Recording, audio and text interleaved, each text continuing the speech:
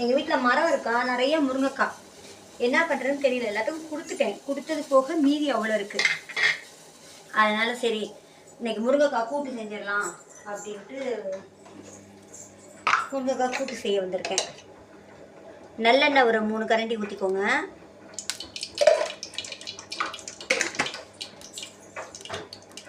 கடுகு உளுத்தம்பருப்பு போட்டுக்கோங்க. இது ரொம்ப டேஸ்ட்டாக இருக்கும் ஃப்ரெண்ட்ஸ், நீங்களும் இந்த மாதிரி செஞ்சு பாருங்கள். நம்ம வந்து அரைக்கிறதுல என்னென்ன போட்டிருக்கோம்னா இஞ்சி பூண்டு பட்டை கிராம்பு சோம்பு தேங்காய், புரியுதுங்களா? அப்புறம் வந்து சின்ன வெங்காயம் நான் போட்டு அரைச்சிட்டேன். அதனால் வந்து இதில் நான் போட்டு ஃப்ரை பண்ணலை, போட்டாச்சு. அதுக்கப்புறம் கருவேப்பிலை இப்போ போட்டு தாளிக்கிறதுக்கு கருவேப்பிலை.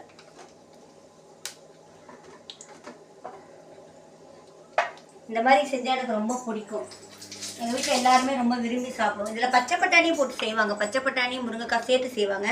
இன்றைக்கி நான் வெறும் முருங்கைக்காய் மட்டும்தான் அதில் செய்கிறேன். கருவேப்பிலை,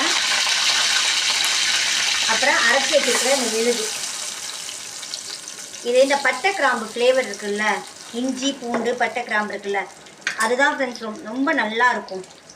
அந்த ஃப்ளேவருக்குனே அவ்வளோ நிறைய நம்மளாலே சாப்பிட முடியும்னா பார்த்துக்கோங்களேன், நல்லா இருக்கும் அந்த ஃப்ளேவர்.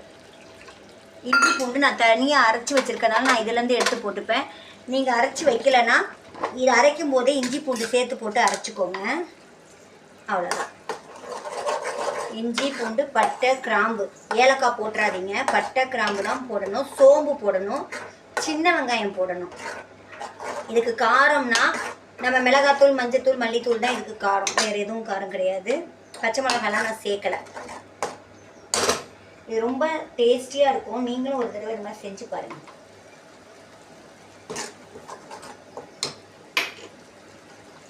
இது நல்லா கொதிக்கணும், அப்போ தான் பச்சை வாசனை போகும்.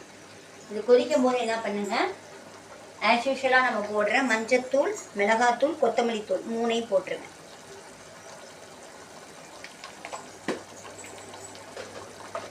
உங்கள் வீட்டிலலாம் சமையல் வேலை முடிஞ்சிருச்சா? நான் இப்போ தான் சமைச்சிட்ருக்கேன். மிளகாத்தூள் காரத்துக்கு தகுந்த மாதிரி போடுங்க. குழந்தைங்க ரொம்ப காரமாக இருந்தால் சாப்பிடாதுங்க, பார்த்துக்கோங்க.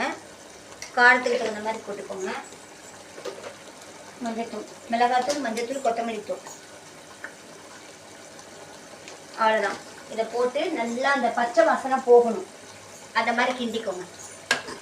கிண்டிட்டு ஒரே ஒரு தக்காளி பழம் போடுங்க. இந்த வாசனை அவ்வளோ சூப்பராக வருது ஃப்ரெண்ட்ஸ், அப்படி சூப்பராக இருக்குது. வாயில் நமக்கு எச்சி ஊடுற மாதிரி இருக்குன்னா பாருங்கள், அந்த மாதிரி இருக்குது. ஒரே ஒரு தக்காளி.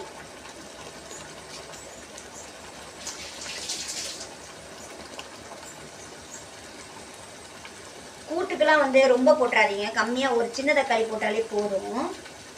ஒரு தக்காளி போட்டுக்கோங்க. இது வந்து சாம்பார் சாதத்துக்கு ரொம்ப ரொம்ப டேஸ்டியாக இருக்கும், அவ்வளோ டேஸ்ட் கொடுக்கும் இந்த சாம்பார் சாதத்துக்கு. நீங்கள் ஒரு தடவை செஞ்சு பாருங்கள். இந்த சோம்போட ஃப்ளேவரு, அப்புறம் பட்டை கிராம்பு இஞ்சி பூண்டு இந்த ஃப்ளேவர்லாம் ஒன்றா சேரும்போது அவ்வளோ சூப்பரான ஒரு வாசனை வருது. இதை நல்லா இது பண்ணிவிட்டு இந்த பச்சை வாசனை போட வரைக்கும் நல்லா கிண்டிடுங்க. கிண்டி மூடி போட்டு கொஞ்சம் கொதிக்க விடுங்க. கொதிக்க விட்டதுக்கப்புறம் தான் நீங்கள் என்ன பண்ணுங்கள், முருங்கைக்காயை போடணும். அதுக்கு முன்னாடி போட்டுறாதீங்க. முருங்கைக்காய் போடும்போது தான் நீங்கள் உப்பு போடுறீங்க. இது நல்லா கொஞ்சம் கொதிக்கட்டும். கொதிச்சதுக்கப்புறம் நம்ம வந்து காய் போடலாம். என் சேனல் பார்க்குறவங்க லைக் பண்ணுங்கள், சப்ஸ்கிரைப் பண்ணுங்கள், பெல் பட்டனை கிளிக் பண்ணுங்கள். நல்லா கொதி வரட்டும். இங்கே பாருங்கள் ஃப்ரெண்ட்ஸ், நல்லா கொதி வந்துருச்சு. பார்த்தீங்களா எப்படி கொதிக்குது பார்த்தீங்களா? கொதிக்கும் போது நம்ம என்ன செய்யணும்னா நறுக்கி வச்சிருக்கிற முருங்கைக்காயை போடுங்க.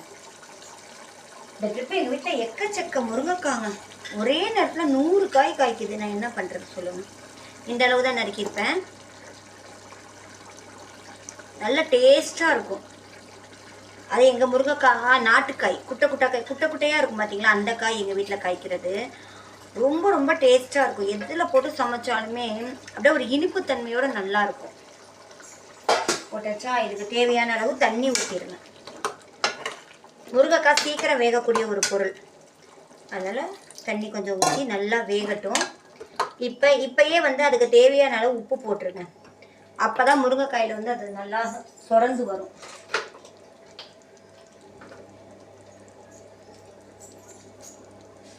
தேவையான அளவு உப்பு.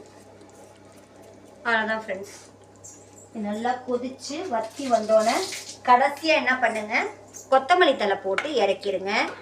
சாம்பார் சாதம் செஞ்சு அதுக்கு இந்த மாதிரி கூட்டு, முருங்கைக்காய் கூட்டு செஞ்சு சாப்பிட்டு பாருங்களேன். ரொம்ப ரொம்ப டேஸ்டியாக இருக்கும். நல்லா வேகட்டும். வெந்து முடிச்சு ஃபைனல் ஸ்டேஜில் உங்ககிட்ட நான் காமிக்கிறேன்.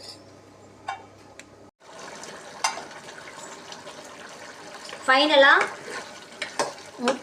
முருங்கைக்காய் கூட்டு ரெடி ஆயிடுச்சு. இந்த ஸ்டேஜில் நீங்கள் என்ன பண்ணுங்கன்னா கொத்தமல்லி தழை கொஞ்சம் நறுக்கி போட்டுக்கோங்க. அது ரொம்ப டேஸ்ட் கொடுக்கும் நமக்கு. கொத்தமல்லி தழை கொஞ்சம் போட்டுக்கோங்க. நல்லா மெல்லிசாக கட் பண்ணி போட்டுருங்க. அவ்வளோதான், உங்களுக்கு முருங்கைக்காய் கூட்டு ரெடி. ரொம்ப டேஸ்ட்டாக இருக்கும். நீங்கள் ஒரு தடவை இந்த மாதிரி செஞ்சு பாருங்கள். எங்கள் வீட்டில் நாங்கள் அடிக்கடி செய்வோம். நாங்கள் வந்து வெறும் முருங்கைக்காய் போட்டு செய்வேன், அப்புறம் பச்சை பட்டாணி முருங்கைக்காயும் போட்டு செய்வேன். நல்லா பெரட்டின மாதிரி வரணுங்க.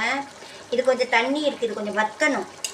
வத்திக்கு சுத்தமாக தண்ணி இருக்கக்கூடாது, அப்படியே பெரட்டின மாதிரி இருக்கணும். அதுதான் டேஸ்ட்டு. பார்த்தீங்களா? நல்லா அப்படியே சுருள சுருள கிண்டிடுங்க. நல்லா வத்தி வரணும். வத்தி வந்தால் எடுத்து சாப்பிட ரொம்ப டேஸ்ட்டாக இருக்கும். தண்ணிலாம் இல்லாமல் இந்த மசாலாவிலே நல்லா திரண்டு வரும். ஓகே ஃப்ரெண்ட்ஸ், அவ்வளோதான். முருங்கைக்காய் கூட்டு ரெடி ஆயிடுச்சு. என் சேனல் பார்க்குறவங்க லைக் பண்ணுங்கள், சப்ஸ்கிரைப் பண்ணுங்கள். ஓகேங்களா? பார்த்தீங்களா எப்படி இருக்குது? பார்த்தீங்களா? அவ்வளோதான். இது கொஞ்சம் நேரம் ஆனாலும் தன்னாலே அப்படியே எல்லாமே இந்த முருங்கைக்காய் எல்லாமே அதையே அப்சர்வ் பண்ணிக்கும், உள்ளே இழுத்துக்கும். அதனால் கரெக்டான பதத்தில் அப்படியே இறக்கிடணும். நீங்கள் ஒரு தடவை இந்த மாதிரி செஞ்சு பார்த்து சாப்பிட்டு பாருங்கள் ஃப்ரெண்ட்ஸ். ஓகே ஃப்ரெண்ட்ஸ், பாய்.